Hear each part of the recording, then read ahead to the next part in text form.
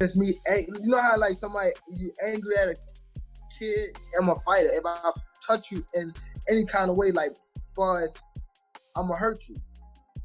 So it wasn't that. It was just me removing her from that situation that she didn't. After weeks of silence, Gervonta "Tank" Davis has finally addressed the lawsuit recently filed against him, along with the ongoing buzz about his scheduled fight with Jake Paul. According to Davis, the accusations are nothing more than false claims made by one of his former partners, someone he says is determined to damage his name and career. Tank insists that every detail in the lawsuit is fabricated and part of a personal vendetta. Got arrested. Is there any like positive reassuring things that maybe you can, in a situation of a fighter who's, the whole world's against them at the moment and kind of just stay prayed up, talk to God, you know what I mean? And keep the faith. That's all that counts. And God will see you through. Awesome. Appreciate it. Yep. In a statement released to the press, Davis explained that this isn't the first time something like this has happened. He believes there's a growing pattern among his former partners, accusing them of using desperate measures to get money from him. There's been a trend, Davis said. Some of the women I've had relationships with have started making false claims just before major fights. It's all lies. My team and I are handling the situation carefully, and everything will be resolved. Before my next fight in 2 weeks, he went on to stress that the fight remains scheduled, as planned, and asked for privacy while he works through the issue. Mad, and once I seen her, it's not I grabbed her by her neck. I just told her, I grabbed her like I should, like you gotta get out of here type thing. Like, and I probably was wrong for doing that. I was wrong for doing that, but it was so much of it, not me trying to hit her or. Calvin Ford, Davis's longtime coach, also spoke out in an interview with USA Today, saying that Tank is doing fine and the team was caught off guard by the lawsuit. He's doing great, Ford said. Everything's good. That's why we're trying to understand where all this is coming from.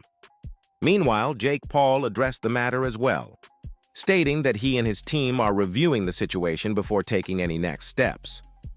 Paul's promotional company, Most Valuable Promotions, MVP, released an official statement confirming that they've launched an internal investigation upon learning of the civil lawsuit filed against Gervonta Davis in Miami-Dade County on October 30th, 2025.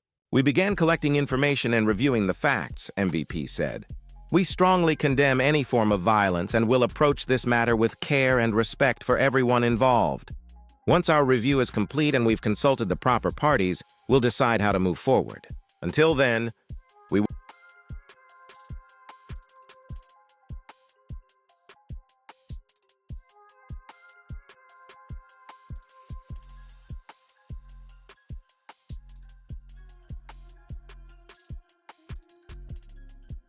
on October 30th by Davis's former girlfriend Courtney Roselle, accuses the boxer of battery, aggravated battery, false imprisonment, kidnapping, and intentional infliction of emotional distress. According to the filing, Roselle worked as a VIP cocktail waitress at a Miami gentlemen's club called Tootsie's. She claims that on October 27th, Davis allegedly entered the club at around 4:15 a.m., became violent, and attacked her. Roselle alleges that Davis choked, grabbed, and dragged her through a kitchen stairwell and back exit before continuing the assault in the parking area. She says they had been in a private relationship for about 5 months, and during that time, he allegedly choked and assaulted her on multiple occasions, even threatening to kill her twice. Dressing up while watching Scary Bull Race, and lo and behold, breaking news. One of those threats happened on September 2nd, when Davis allegedly told Roselle he would kill her after she didn't respond to his calls or messages.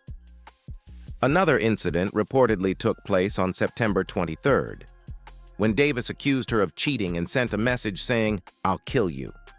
That same day, Roselle claims he attacked her in public at a Miami restaurant called Playa. The filing also mentions that after the October 27th incident, Davis sent her another text roughly an hour later saying, "I'm on my way. Your house." Roselle says she feared he was coming to harm her again. She now claims to suffer from severe PTSD constant fear for her safety and has sought both medical treatment and therapy as a result of the alleged abuse. The lawsuit adds that she requires daily assistance due to the trauma. From my understanding, it's a civil suit. It probably could turn into worse. A woman who is a waitress at a club. So I don't know all the details. You guys can check the details, but ESPN, neither Most Valuable Promotions nor Davis's management has issued any new statements about the fight's current status. For now, there's complete silence from both camps, leaving fans wondering if this situation might once again derail one of boxing's most anticipated events. As the legal case unfolds, the boxing community watches closely, waiting to see how this latest controversy surrounding Gervonta "Tank" Davis will affect his career and the upcoming bout. People are going to believe you did it the 7th. So why is this coming up again? Well, now we talk about Jake Paul. There were a lot of theories that the reason the original charges got dropped, despite it being pretty clear that he was going to get convicted, was he convinced her to stop pressing charges so that he can actually schedule this Jake Paul fight. Because it was announced by Sports Illustrated journalist Chris Mannix, it was revealed that Jake Paul's team has already begun searching for a possible replacement opponent for the November 14th event. Mannix posted the update on X, formerly Twitter, explaining that this development follows a string of legal issues that have repeatedly surrounded Davis. The article pointed out that these recurring troubles stand in sharp contrast to Davis's recent claims about focusing on his mental health.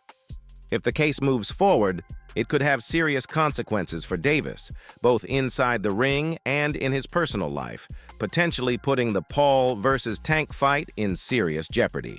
What's up, guys? Happy Saturday. So I wake up to calls from reporters asking me about Jake Paul and Ryan Garcia. Let me just tell you why this fight is not going to happen. Ryan Garcia fights for DAZN, and Jake Paul fights on Netflix. I mean, that's pretty much the bottom line. Golden Boy has a contract with DAZN. Ryan Garcia has a contract with Golden Boy. And that's just the way it is. I mean, this is business. U8 with Gervonta. Davis's legal troubles threatening to cancel the long-awaited exhibition match against Jake Paul. Reports quickly surfaced that a new opponent might step in. Almost immediately, Ryan Garcia's name began circulating as the top candidate. Garcia, who's had a history of verbal exchanges with the Paul brothers, has even hinted at wanting to fight Jake before. However, despite his interest, sources say Garcia's involvement might not be so simple.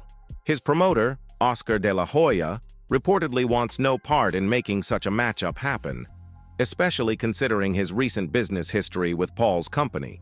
MVP.Inter and saying, oh, you're keeping me from making money and this and that and fighting. No, you have to go by the law, by the rules. You have a contract with DAZN. You have a contract with Golden Boy. It just doesn't happen that way. So anyway, until next time, we'll see you Saturday for Virgil Ortiz. But again, Ryan Garcia's next fight will be announced by me. Who he's fighting. Obstacle. De La Hoya addressed this directly after receiving several calls from reporters asking about the potential Jake Paul versus Ryan Garcia matchup. In a statement to Fight Hub TV, De La Hoya explained that the fight simply can't happen under current contracts. Ryan Garcia fights on DAZN, and Jake Paul fights on Netflix, De La Hoya said. That's the simple truth. The two platforms are competitors, and that makes a direct crossover very difficult. His comments came just as new reports emerged suggesting that Garcia might instead make his comeback against welterweight champion Mario Barrio. Take on the Jake Paul Mike Tyson fight. What was your opinion on that? It was all right, you know. It's kind of like what it was. Mr. Fake. You know. If Jake Paul calls you for early next year, is that what you want to do? Yeah, let's run that. From Ryan Garcia, De La Hoya further clarified how the business side of boxing works. Golden Boy has an exclusive contract with DAZN, and Ryan Garcia is signed under Golden Boy Promotions, he said. That's just the way things operate in this business. I know Ryan might complain that I'm stopping him from making money or taking big fights, but the truth is, we have to follow legal agreements and established rules. De La Hoya emphasized that a DAZN Netflix crossover is simply not possible at this time. Still, he acknowledged fans' disappointment. and hinted that a major announcement about Ryan Garcia's next fight would be coming soon, hoping to keep supporters excited about the Golden Boy. It just doesn't happen that way. So anyway, until next time, we'll see you Saturday for Virgil Ortiz. But again, Ryan Garcia's next fight will be announced by me, who he's fighting. Sentenced to 90 days of house arrest and ordered to complete 200 hours of community service. Then, on December 27, 2022, another accusation surfaced, claiming Davis had struck a woman with a closed-hand slap. In the released 911 call, the woman could be heard saying she needed help and that she feared for her life. 3 days later, however, she recanted her statement saying Davis had not harmed her. At 30 years old, Davis was set to rematch Lamont Roach Jr. on August 16th in Las Vegas, but that fight was later canceled. Now, with only weeks left before the scheduled showdown against Jake Paul, Davis's latest lawsuit has thrown the entire event into serious uncertainty, and that concludes the latest updates surrounding Gervonta "Tank" Davis, Jake Paul, and the ongoing investigations shaping one of the most controversial moments in modern boxing. For continuing coverage, analysis, and exclusive updates from the world of boxing, stay tuned, subscribe, and keep following us. Until next time, peace out.